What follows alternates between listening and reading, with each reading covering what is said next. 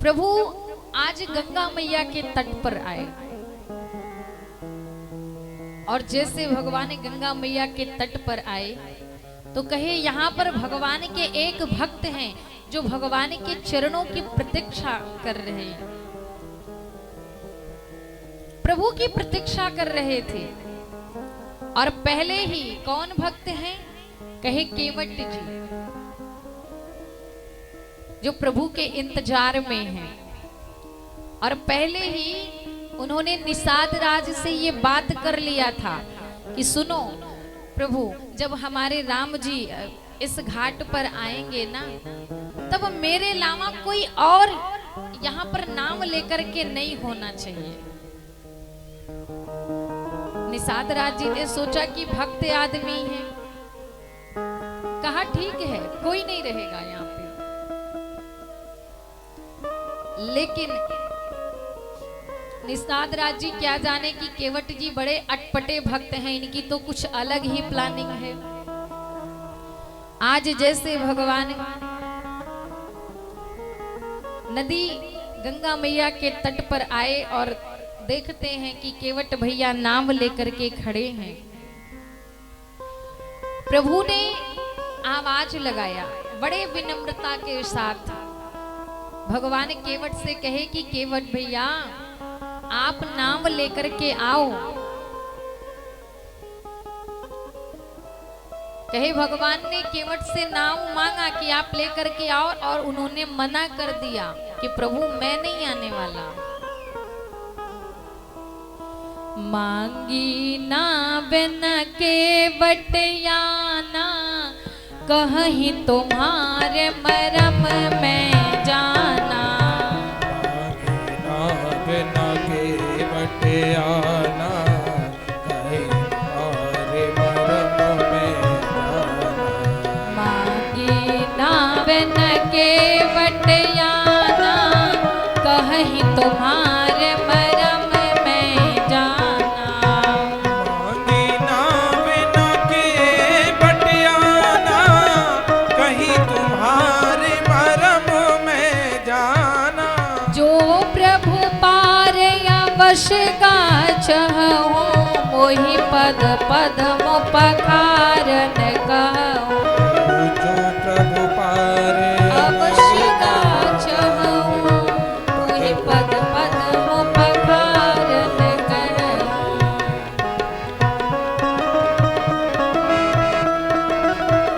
कहीं तुम्हारे मरम में जाना। मांगे नावन केवट आना, कहीं तुम्हारे मरम में जाना।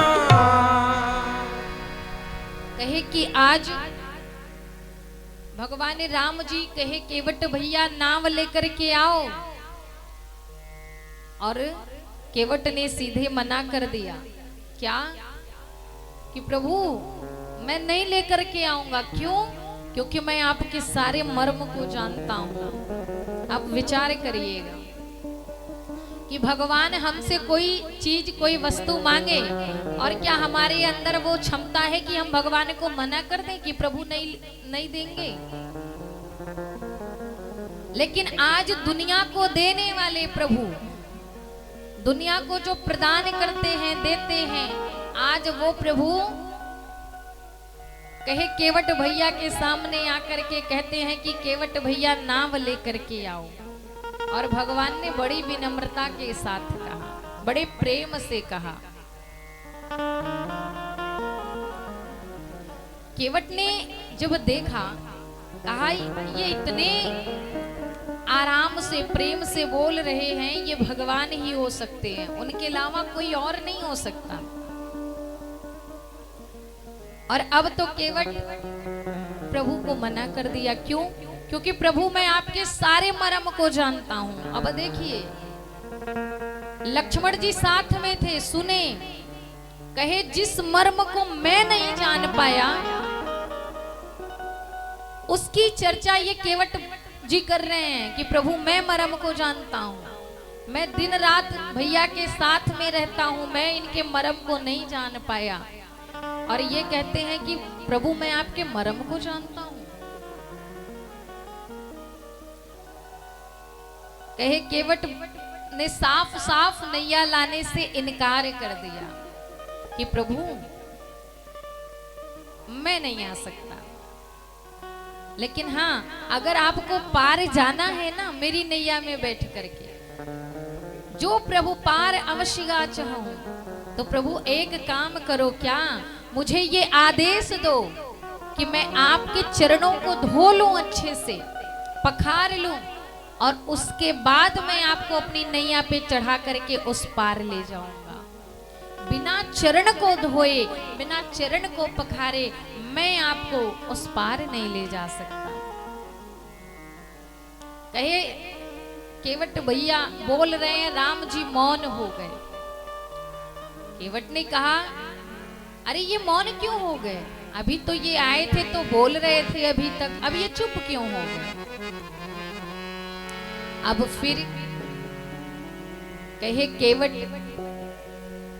भगवान की तरफ देख रहे हैं कि ये मौन क्यों है, कब बोलेंगे, क्या ये बोलते नहीं हैं। फिर विचार किया नहीं नहीं अभी आए थे तो बोल रहे थे, इन्होंने ही नाव मांगा था।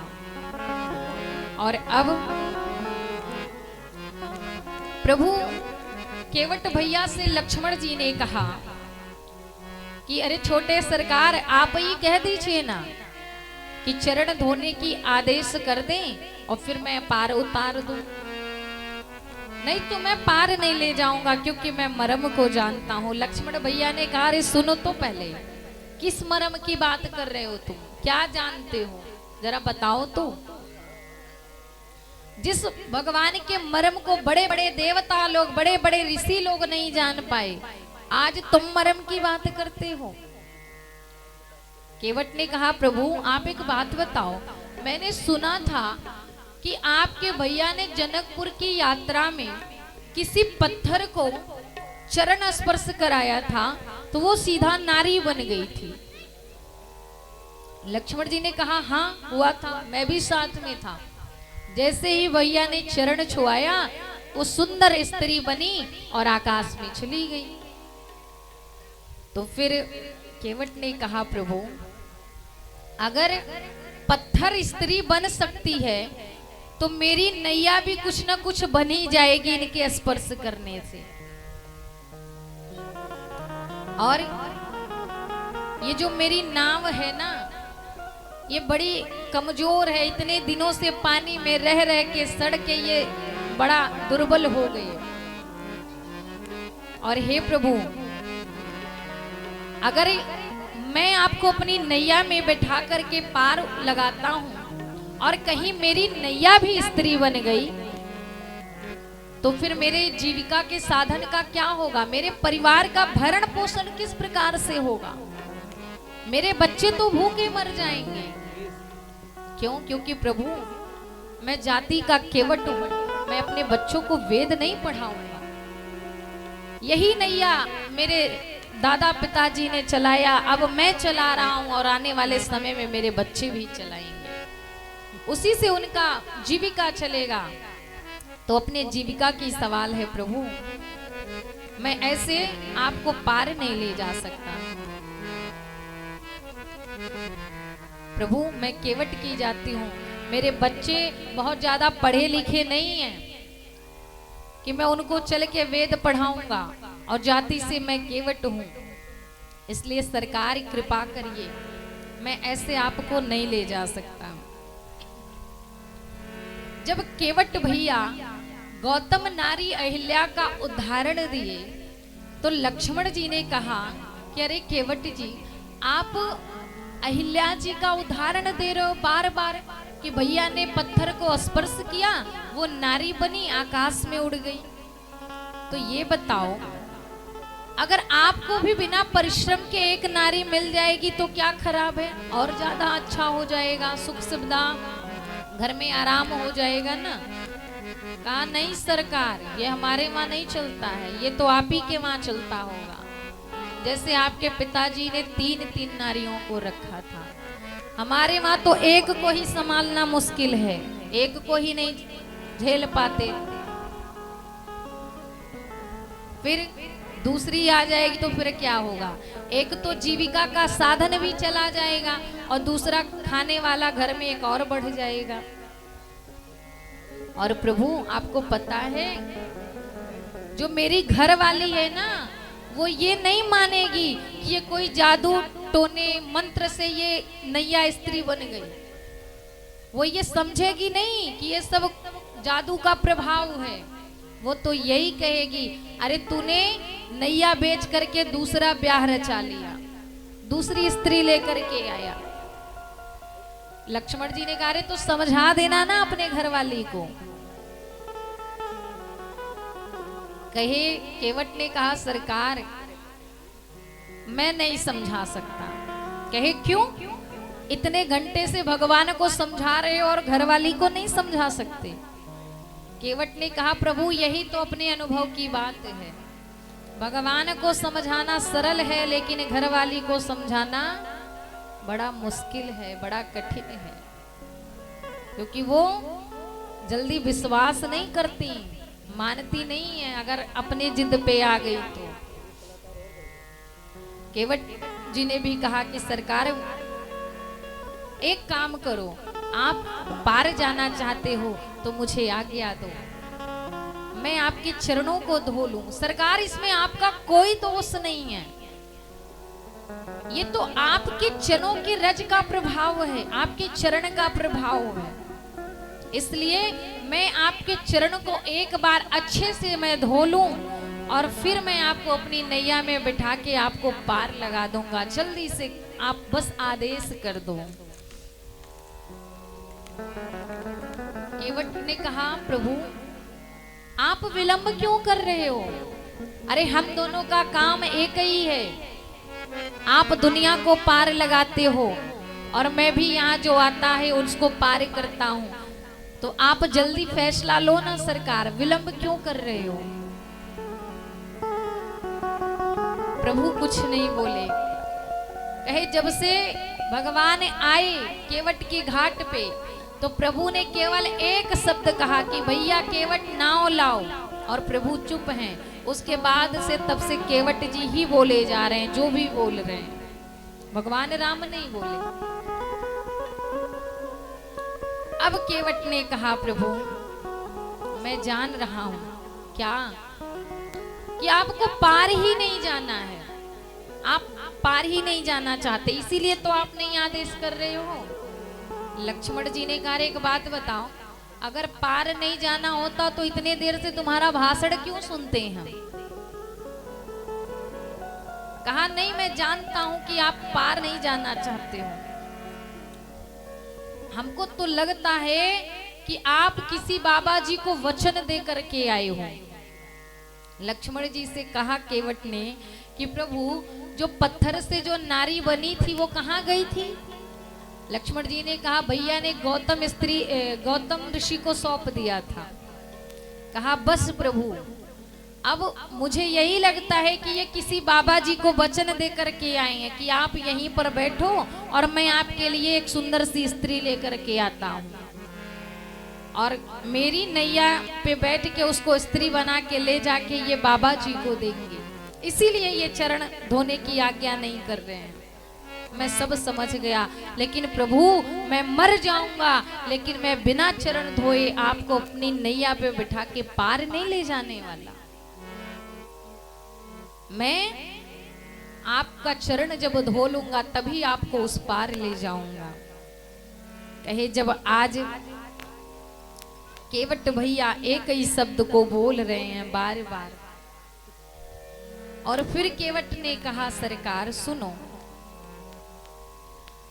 अगर आप मेरी नाव पे चढ़ के नहीं पार जाना चाहते हो ना, तो थोड़ी दूर पे चलो, कमर तक जल है, मैं आपको वो रास्ता दिखा देता हूँ, आप वहां से चले जाओ आगे जहां आपको जाना है।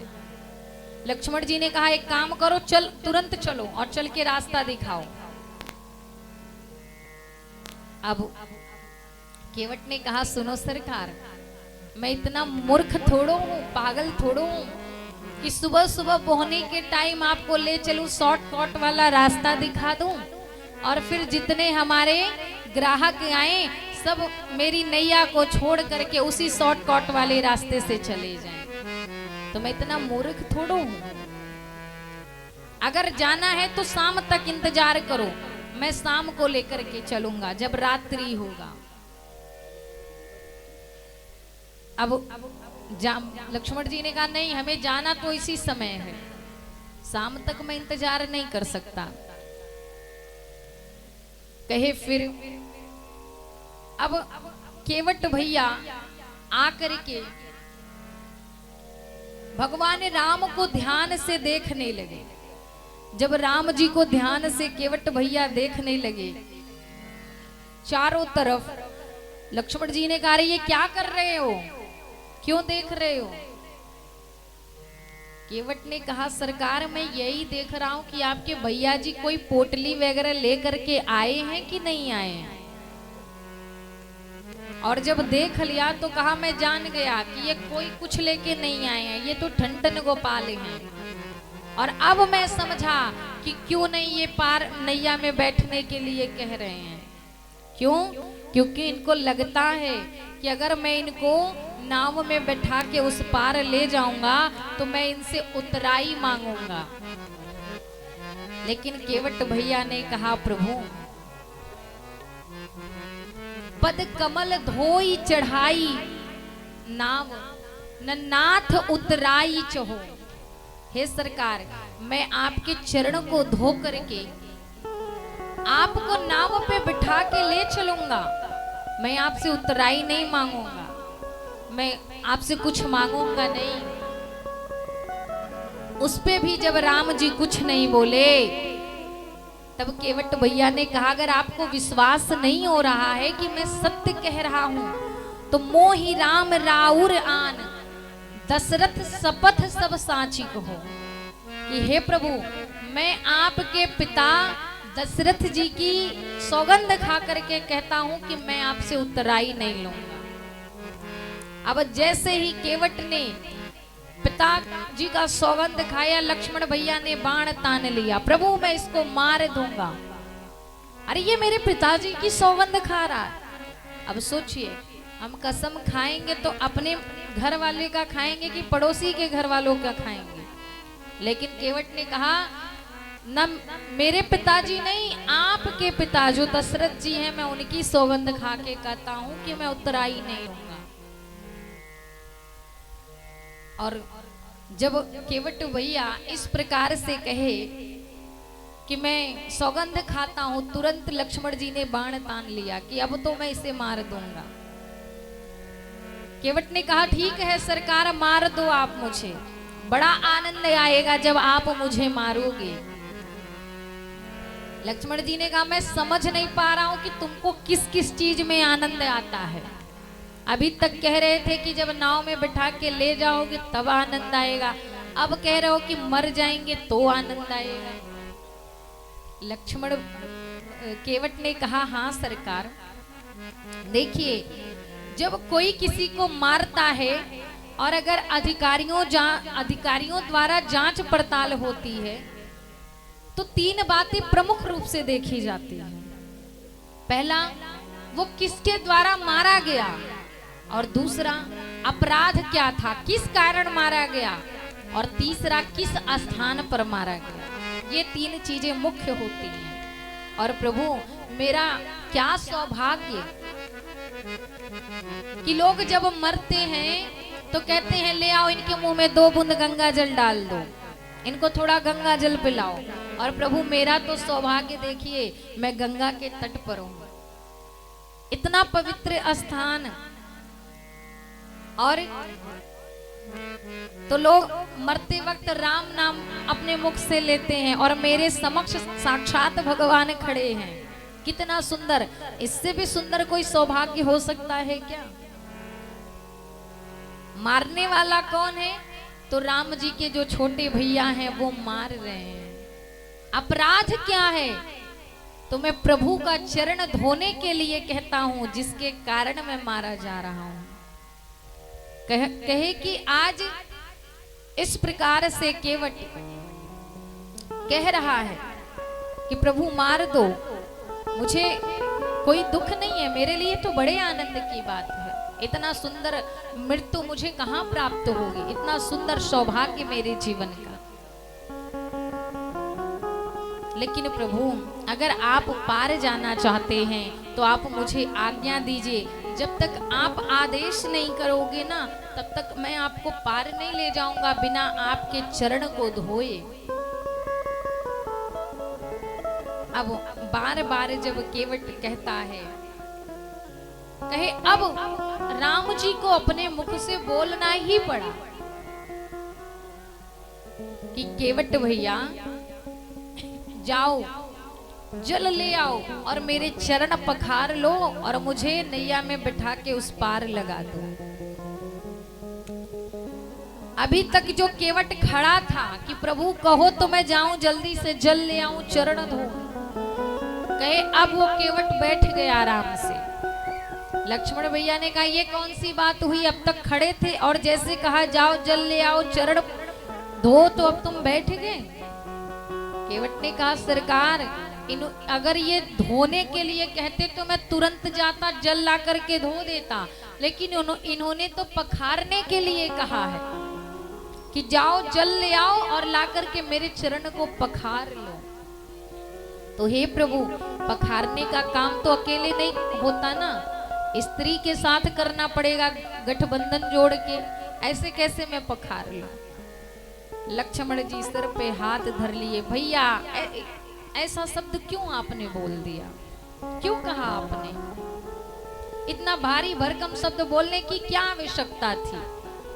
राम जी ने कहा अरे मैं क्या जानूं, कभी से ये कह रहा था तो मैं भी कह दिया कि जाओ जल ले आओ पखार लो। मैं क्या जानूं कि किस शब्द का ये क्या अर्थ निकालेगा। और अब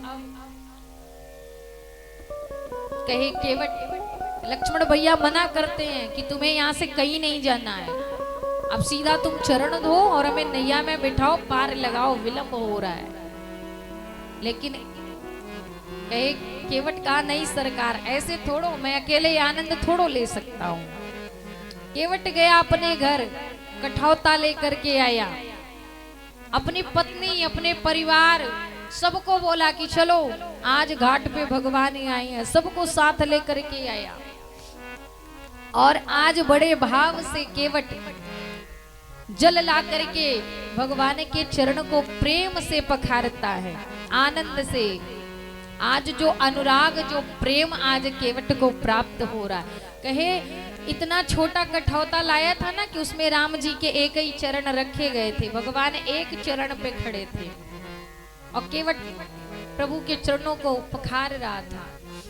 अब एक पांव पे कोई ज्यादा देर तक कैसे खड़ा रह सकता है। तो भगवान जब हिलने डुलने लगे, केवट ने कहा सरकार अरे क्यों कष्ट दे रहे हो, ऐसा करो ना ये हाथ मेरे सिर पे रख लो। केवट बड़ा चतुर था, बड़ा चालाक था। कहे भाव अनुराग प्रेम आज सब केवट एक साथ में प्राप्त कर रहा है। प्रभु के हाथों को अपने सिर पे रखा लिया और प्रेम से चरण पखार रहा है। एक कठौता जल चरणामृत अकेले ही केवट पी गया, दोबारा धोया फिर पी गया। लक्ष्मण जी ने कहा आप चरण धो लिए ना, अब चलो जल्दी से बिठाओ और पार लगाओ, उस पार करो। कहा अरे भी रुको तो सही, अभी मेरा परिवार है, मेरे बच्चे हैं, मैं सबको तो भगवान का चरणामृत दे दूं। और कहे आज केवट का वो सुंदर सौभाग्य, आज केवट ने अपने पूरे परिवार पूरे कुल को तार दिया, आज सबको भगवान का चरणामृत पान कराया लाइन में लगा के। और नगर जितने वहां के लोग थे ना, लक्ष्मण भैया ने कहा अब हो गया ना, अब चलो। कहा नहीं अभी एक बार और धो लूं। क्यों?